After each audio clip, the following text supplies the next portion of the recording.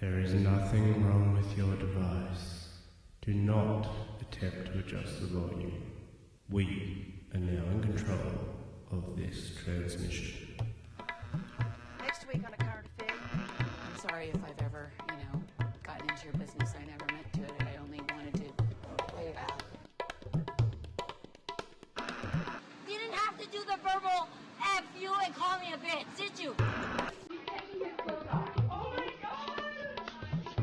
Don't accuse my dad of this ever again. What are you talking Jim about? Hall! Jim Hall! Films United! I don't care who owns what. Yeah. You are weird. Yes, you're a weird You don't even know. motherfucker. You don't even know who better you not are. be a snitch, because I'll tell fucking I'm a Carl snitch. Bismarck. What's the date on that? I'll have to plead guilty if I gotta work. Can't take the court, take the day off. You goddamn asshole! She's the queen, and we're the sorry people. First of all, you're throwing too many big words at me. Okay, now, because I don't understand them, I'm going to take them as disrespect. Welcome to the weird. God, you're weird, aren't you? I mean, you're really weird.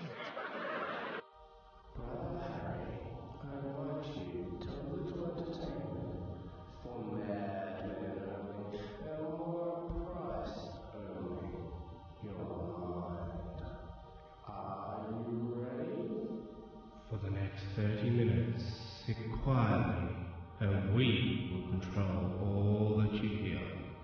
We repeat, there is nothing wrong with your device.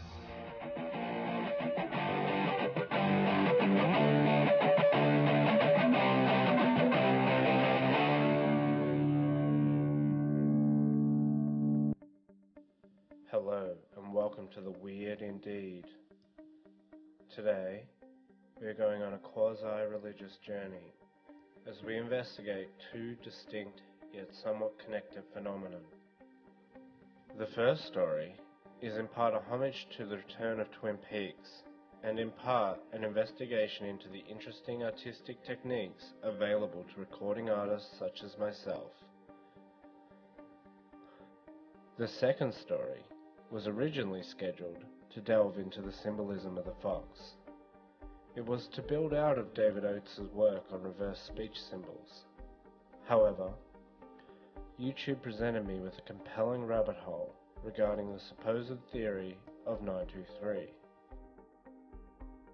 What is the theory of 923, you ask? Well, stay tuned and we'll delve deeper into that mystery. Your feedback this week has been great and much appreciated.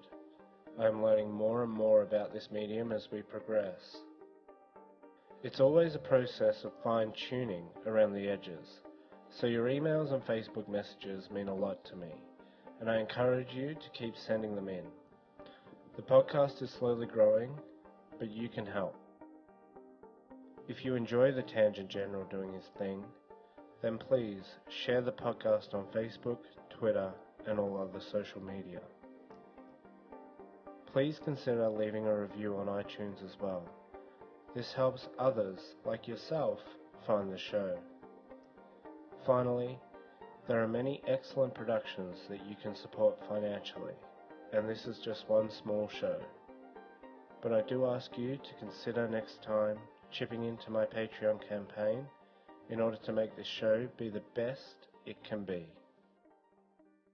With that out of the way, please sit back and relax as I entertain you over the next 30 to 40 minutes with two strange and mysterious quasi-religious stories. The first is called The Devil's Tongue Flicks Backward, and the second, 923, What the Fuck?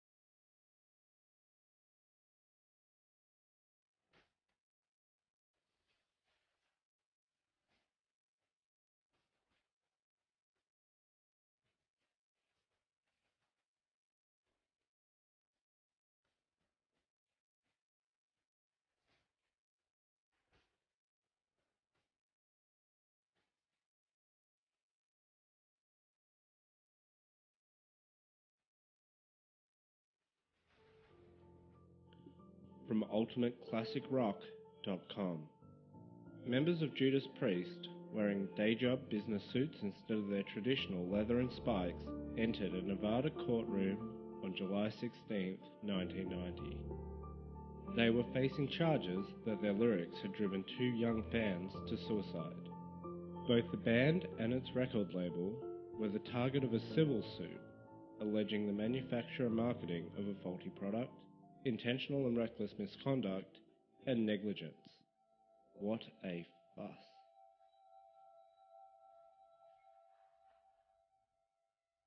I got good news.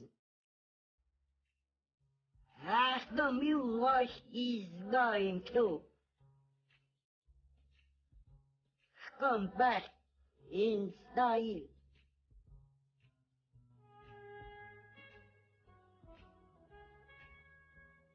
She's my cousin.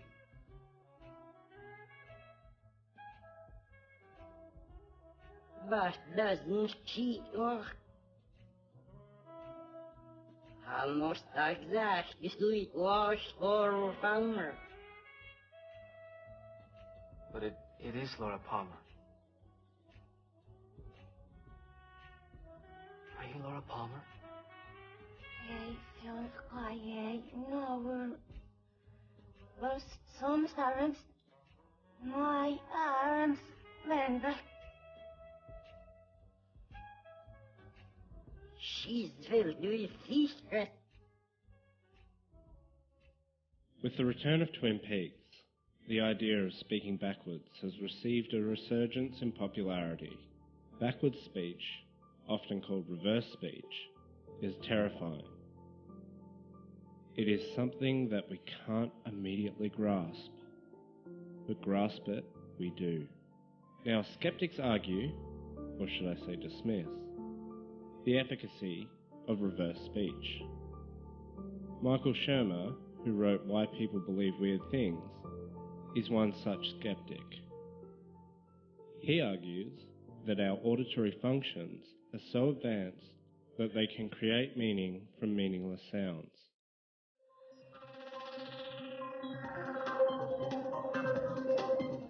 What I'm now going to do is play that to you again, but this time I'm going to play it to you backwards. Okay? So about 15 seconds worth, and just have a listen to this and see what you make of it. Here we go.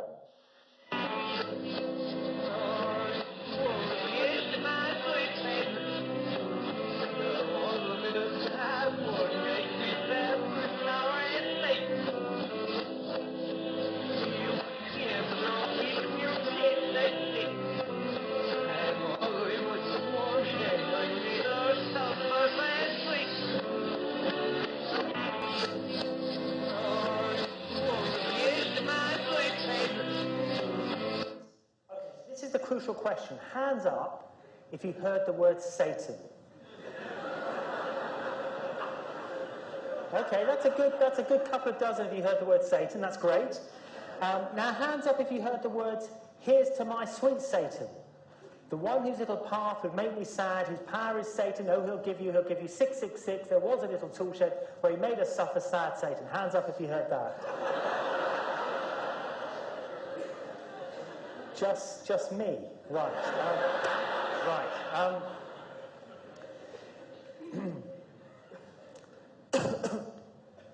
The extraordinary thing is this. I'm going to play this to you again, and this time you are all going to hear these words, okay? And I have to promise you 2 things. First of all, I am not going to cheat. This is going to be such a shock, so surprising, that you will assume that I've cheated or manipulated the sound or treated it in some way. What I'm going to play you is exactly what you've just heard. Stairway to Heaven, just played backwards. I have to promise you I'm not cheating. Second thing I promise you is you will hear all of these words, okay? So here we go, Stairway to Heaven, backwards, exactly the way you've just heard it, but this time I think that you are all going to hear all of these words. Here we go.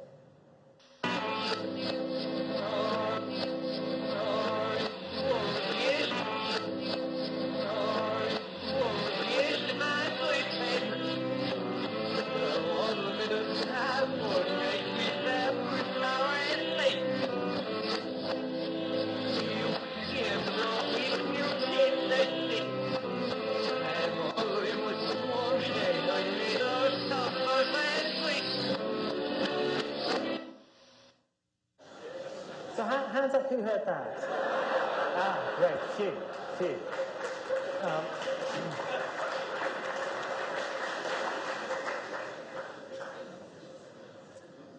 Now, I find this extraordinary. I have to promise you again, I haven't cheated there. I just find it extraordinary. I play it to you the first time, and nobody hears anything really. Maybe the odd word Satan, but nothing really. And that's because there is nothing there. When you play a song backwards, it's gibberish. And first time round, that's pretty much what we all agree. On the other side of the argument, though, is a diverse range of people. From fundamental Christians to psychologists and researchers such as David Oates. Now, David Oates believes there is more to this phenomenon than simply the brain forming meaning from gibberish. Perhaps we can draw an analogy here, then, between reverse speech and the way that science dismissed any meaning coming through dreams. Nonetheless, the underlying notion of backmasking is the concept of Manichaeism. Manichaeism is the final battle between good and evil. There is an evident emphasis when you play a rock song backwards, and that's the sense of it being sung to Satan. It's no wonder then that this phenomenon became prominent during the so-called satanic panic of the 1990s. Of course, the technique of backmasking has been around since the invention of the gramophone. The Beatles, for instance, famously employed the technique of backmasking on their album Revolver. I ask you, who buried Paul? Paul is dead? Is backmasking a clever marketing strategy, or is it something more? Studio engineers looking for new sounds recorded music on tape, then reversed the tape and fed it backwards into the player, creating a sound known as the reverse tape effect. An early example of this is heard in the theme song of the British sci-fi series Doctor Who.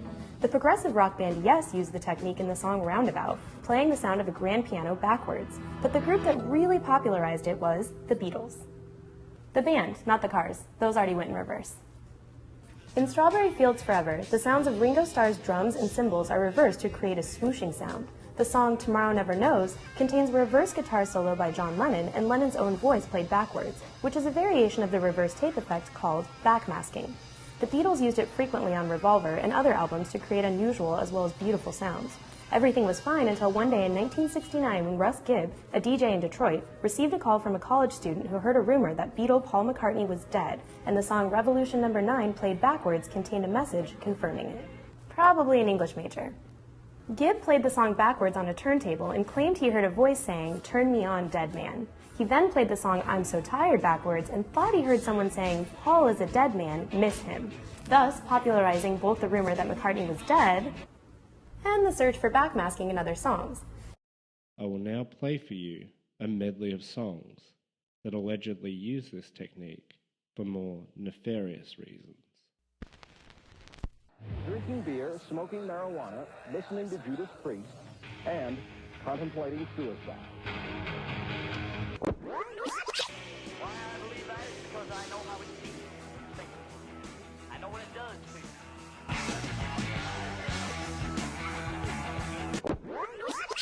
We could require that group to sign a contract. Some teenagers have said, have repeated your statements that the Beatles, I like the Beatles more than Jesus Christ. What do you think about that? Well, originally I was pointed out that fact in reference to England, that we meant more to kids than Jesus did. On a dark desert highway, cool wind in my hair, warm smell of colitas. I know the evil feeling that you feel when you sing it.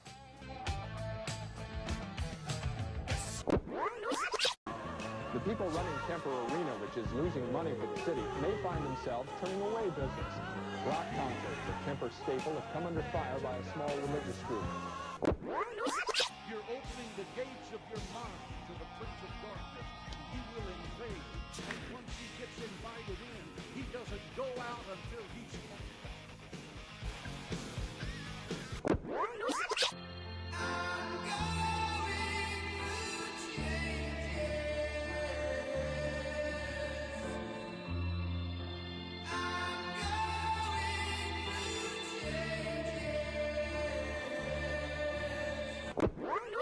It was like the first thing that got him started in the morning. You know, some people have coffee, James had to be crazy. The boys' family sued the band and their record company, CBS, blaming their products for driving the boys to shoot themselves.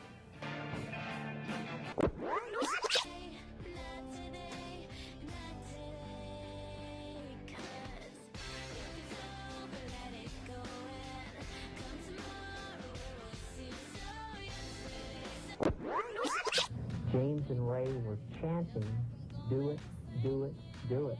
They did not even know where it came from. It came from the Judas Priest album, according to Dr. Wilson Bryan Key, a professor of marketing who has written extensively on some...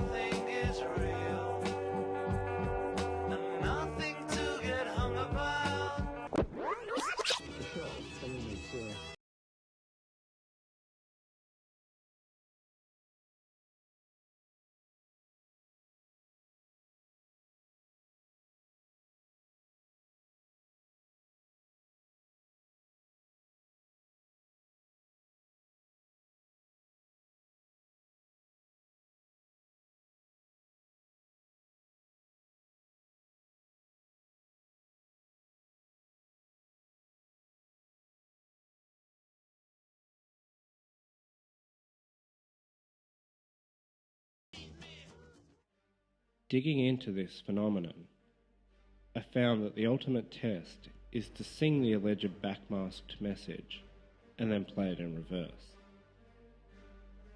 If the lyrics of the Ford's version are audible, albeit harder to understand, then the test was successful. Curious about this phenomenon, I attempted this test, with numerous readings of the backmasked message in Stairway to Heaven. I have to say, either it was my terrible singing, or the fact that this is all just an auditory illusion. But either way, I was unsuccessful. I could not clearly hear the original lyrics, albeit harder to hear. I will say this though, it was very close. Some of the words were audible. The question is whether or not this proves there is a spiritual entity called Satan messing around with mixed tapes. Far from it. However, there is something to this whole backmasking phenomenon. If you're religious, this very idea will give you the chills. If you're not, then the notion of a hidden message may still be intriguing. Now, this has only been a short investigation, so I've left a lot out, notably the name Aleister Crowley. However, perhaps in a later episode, I will delve deeper into another angle of this phenomenon, which is the secret history of Saturn. Could rock and roll be the devil's music? Or is Mick Jagger right? You know, maybe it's only rock and roll, but I like it.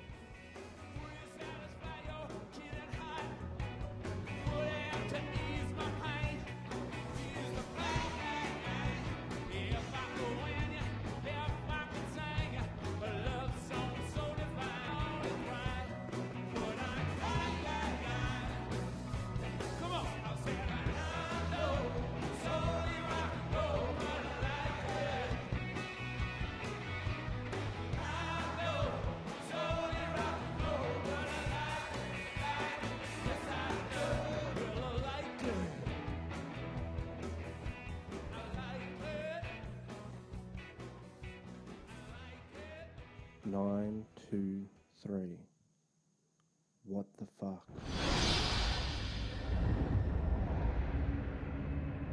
Dear Doctor, I have admired you for years. I wanted to tell you I'm delighted that you've taken an interest in me. I don't believe you tell them who I am. Besides, the important thing is what I am becoming. I have some things I'd love to show you. Until then, I remain your most avid fan.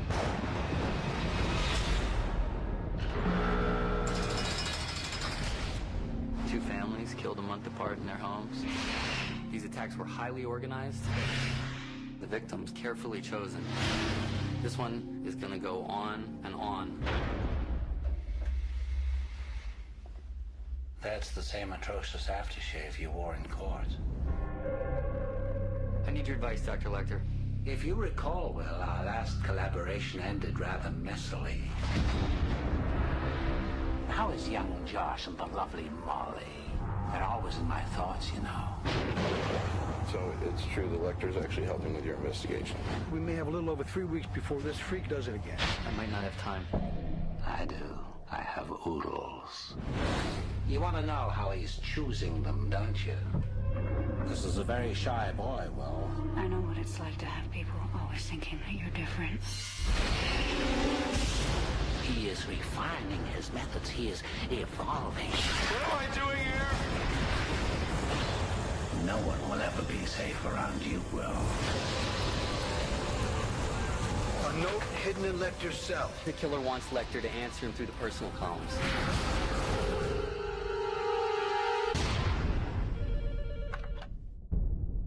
Lecter gave him your home address. Hi. I'm a friend of your father's. Open your eyes. No. I am the dragon. Give me what I need. Before me, you tremble.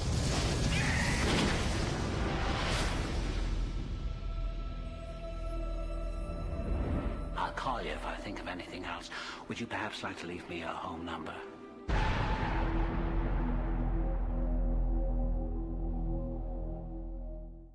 From Revelations, chapter 12.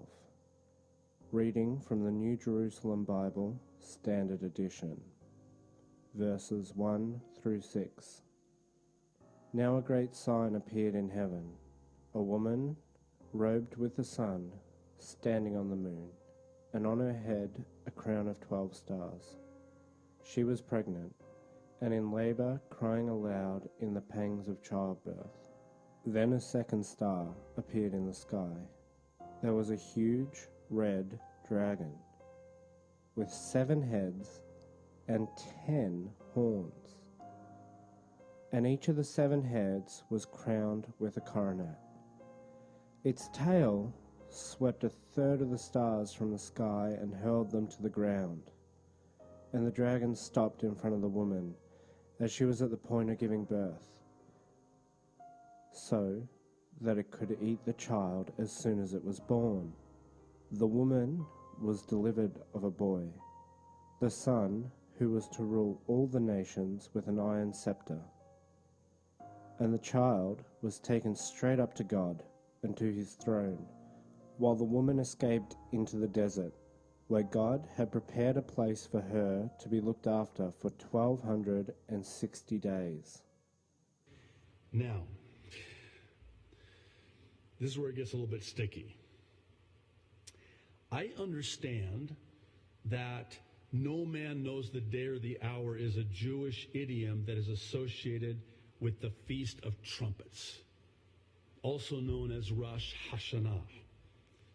And it is believed that because Jesus fulfilled the first 4 feasts at his first coming, that the last 3 feasts will also subsequently be fulfilled at the rapture and his second coming. I get a little excited, and I know you do too. It's like, is this it, Lord? Is this it? Is September 23rd?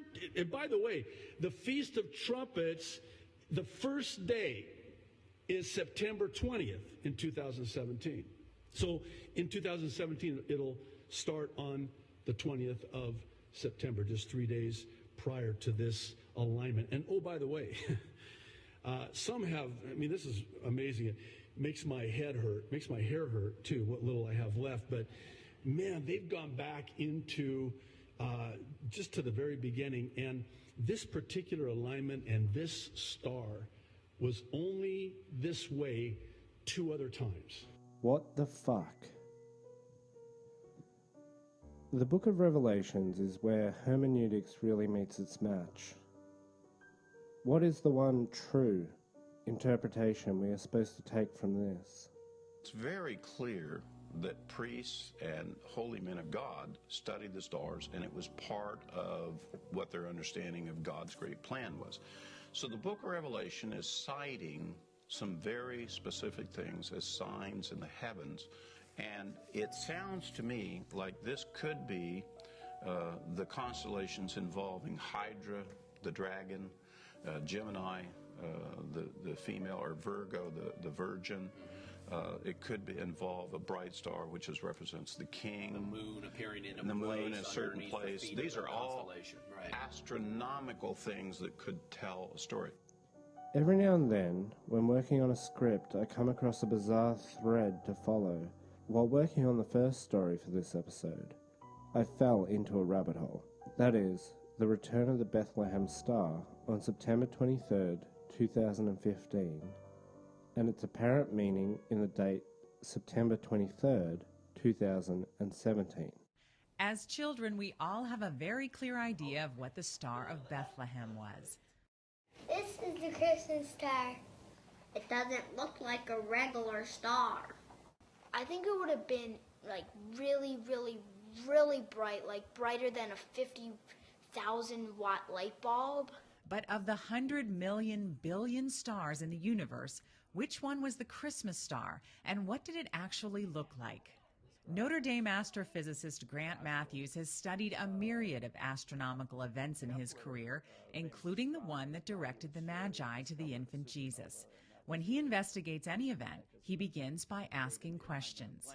When did it occur? Where is it in the sky? You know, so we get the distance to it and so forth. What are its characteristics? You know, how bright is it? What's the color and so forth? How long does it last? To determine when it occurred, Matthews examined biblical details, historical accounts of King Harrod's reign, and Chinese astronomy records. Matthews believes the astronomical event known as the Christmas star must have occurred sometime between 8 and 4 BC.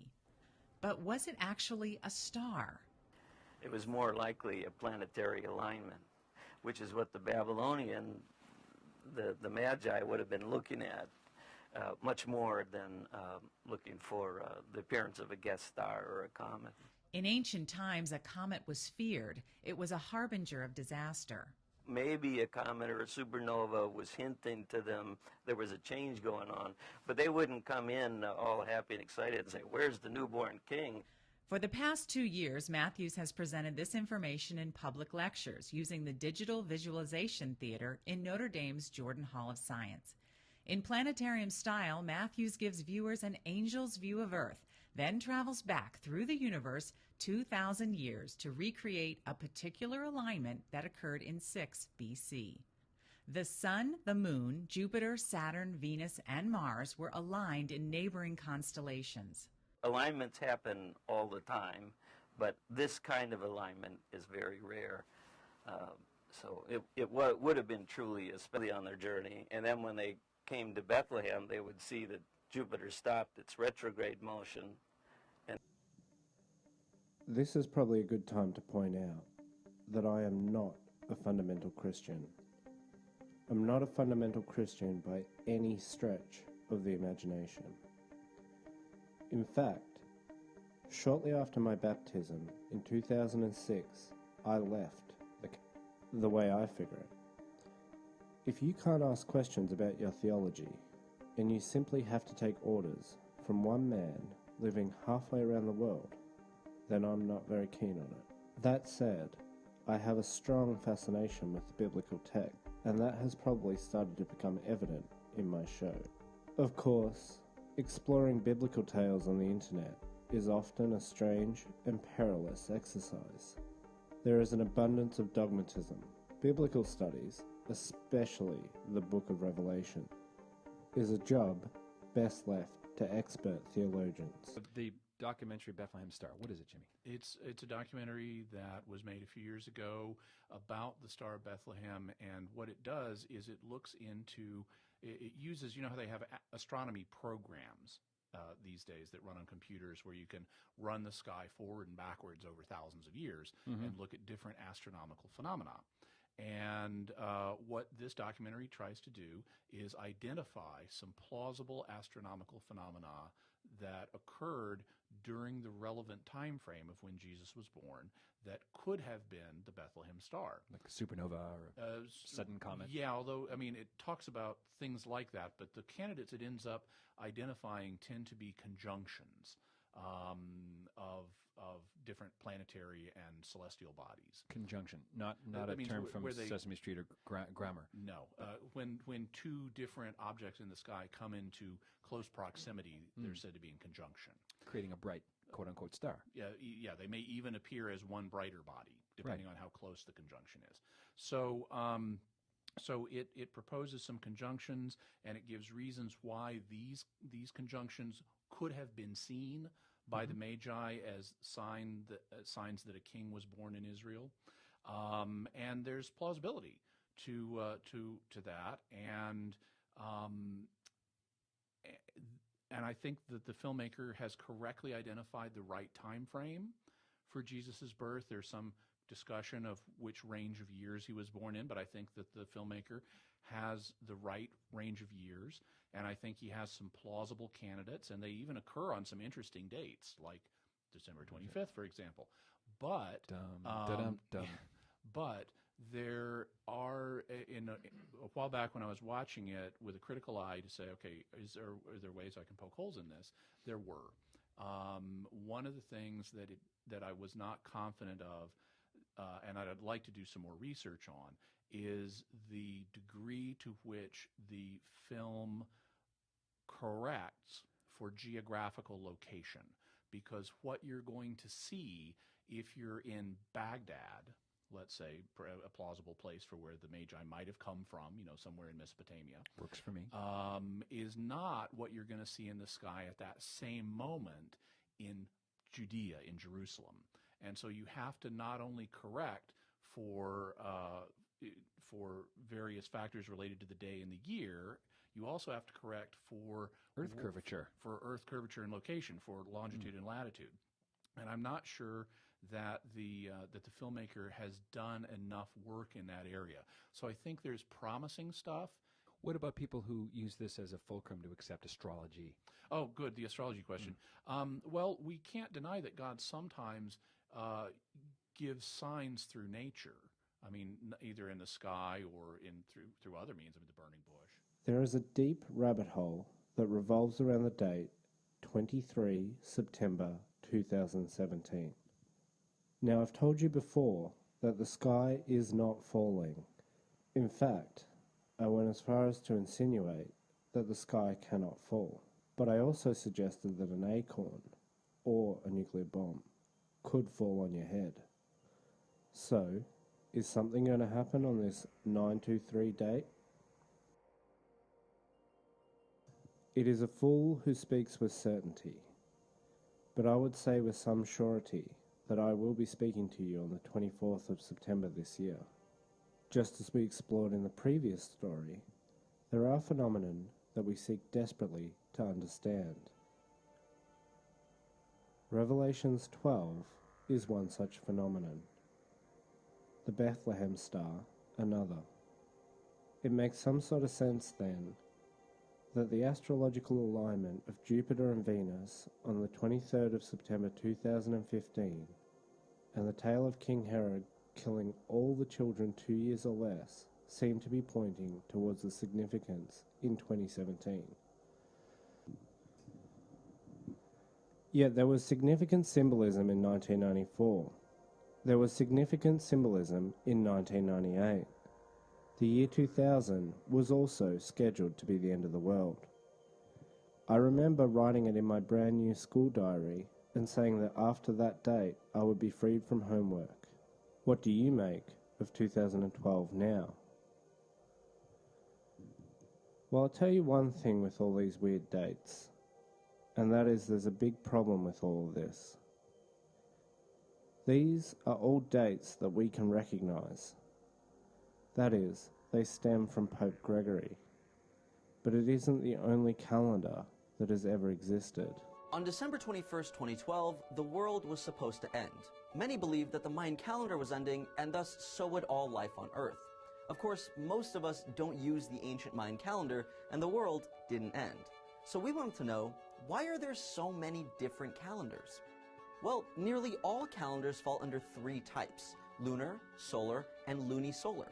There are actually dozens of different calendars, many of which build off each other and are incredibly similar. The most widely recognized non-religious calendar in the Western world is the Gregorian calendar. In 46 BC, Roman Emperor Julius Caesar instituted the Julian calendar, which was almost identical to the one we use today.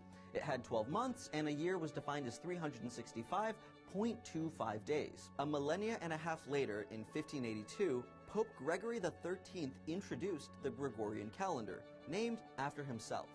It tackled the problem of certain religious celebrations falling on a slightly different day every year. It changed the rules surrounding leap years so that dates remained relatively consistent with the holidays.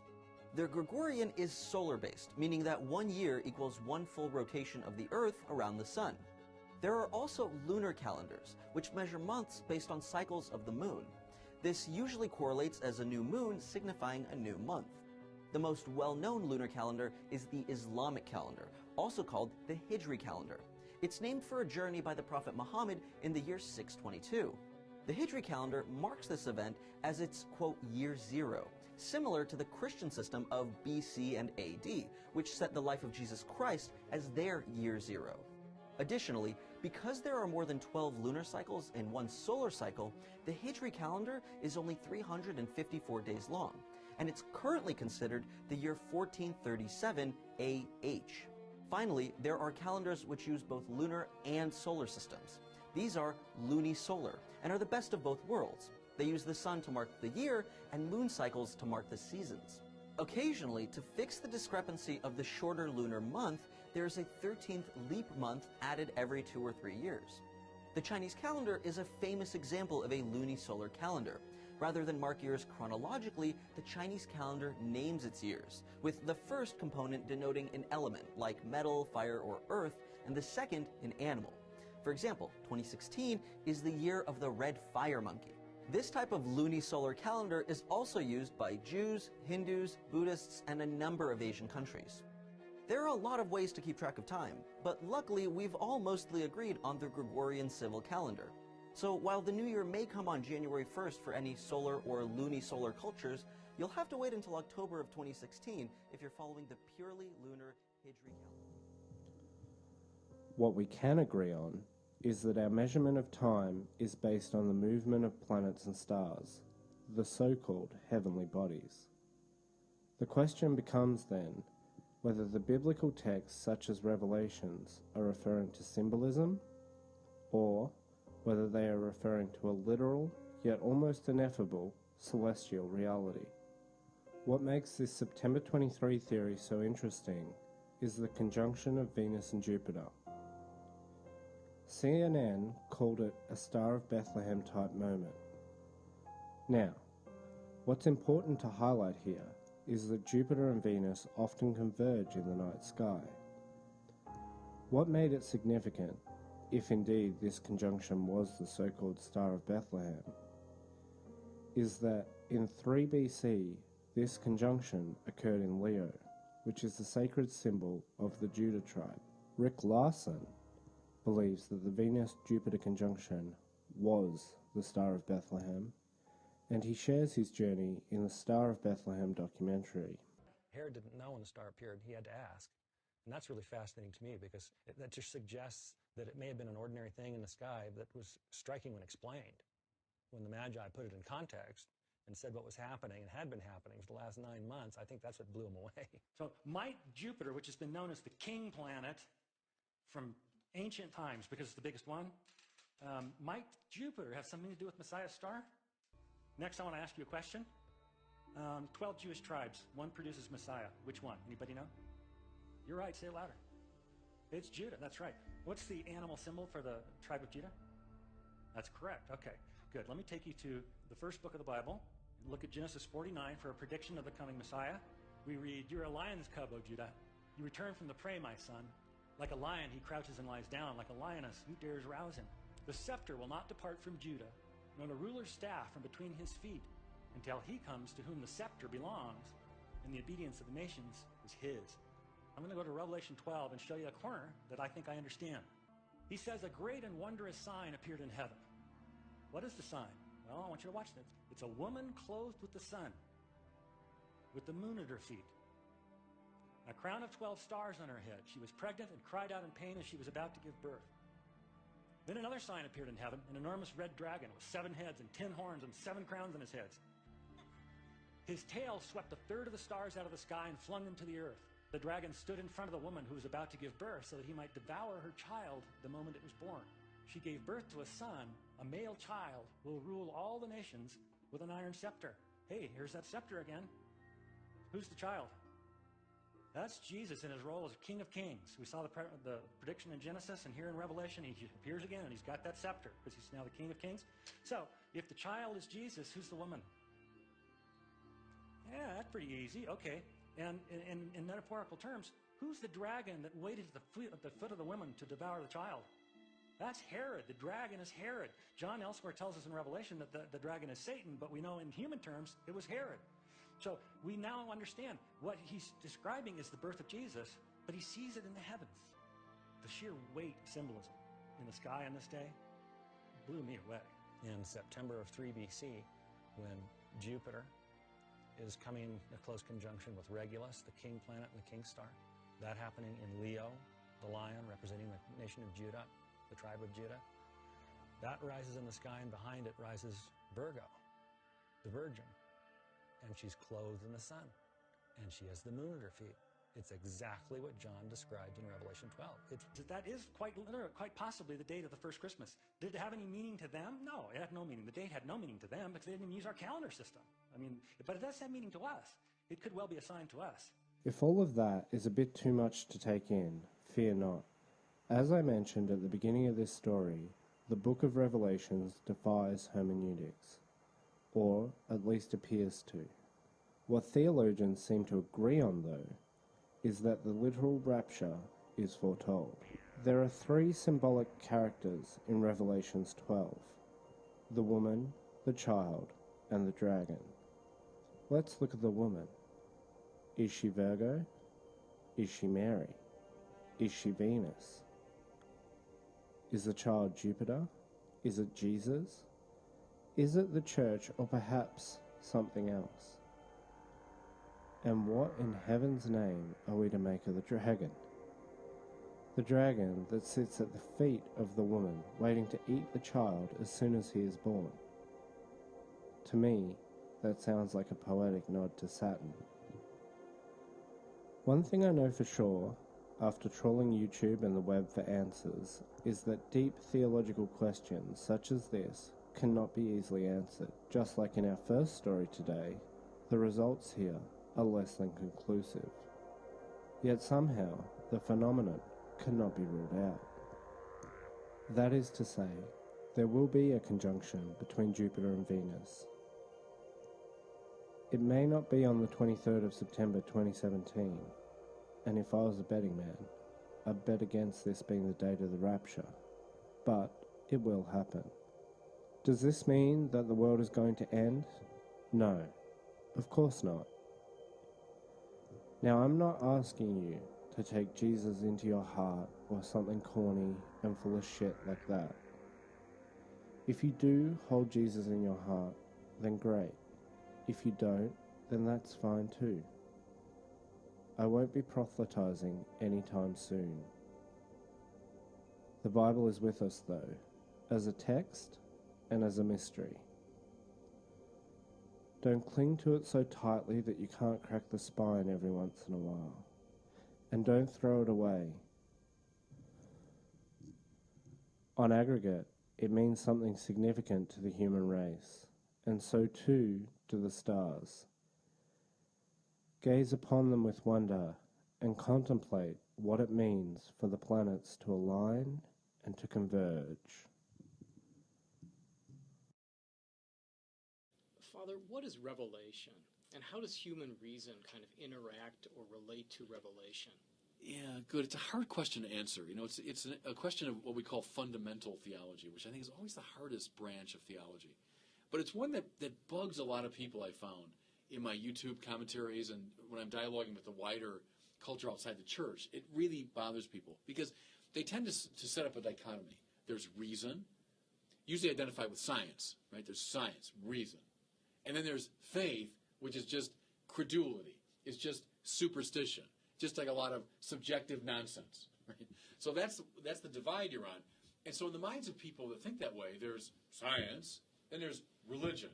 And religion is at best like a little private hobby you happen to have. At worst, it's a obscurantist delusion, right?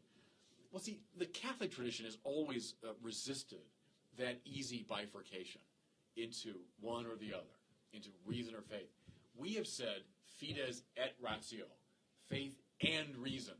Now look at Anselm, look at Augustine, look at especially Thomas Aquinas. Look at John Paul II's encyclical that went by that very name, fides et ratio. The Catholic tradition is not either or on faith and reason. It's both and, right?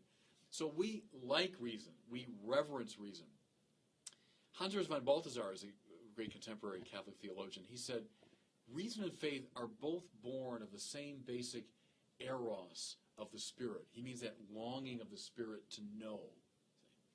Okay, so what differentiates them? I think reason is a way of knowing where my subjectivity, is in charge. My subjectivity is running the show. I look, I examine, I analyze, I raise questions, I form hypotheses, I make judgments, I come to conclusions. Nothing in the world wrong with that. I like all that. Call that science, philosophy, anthropology, biology, whatever, are modes of reason. I am in control. Nothing wrong with it. But, at the end of reason, at the limits of reason, we begin to sense, in many areas of life, a reality which lies beyond what I can fully know, that I can fully analyze, about which I can make confident judgments. Now, to get back to your question, the claim of revelation is that the God who lies beyond, not in contradiction to, right? Not in contradiction to, but beyond what I can know and manipulate and control, that God has chosen to unveil something about himself. Revelatio means taking the veil away. It's just the Latin version of apocalypsis in Greek. Calypsis is a veil. Apocalypsis is taking a veil away. Revelation is this God disclosing something about himself that I would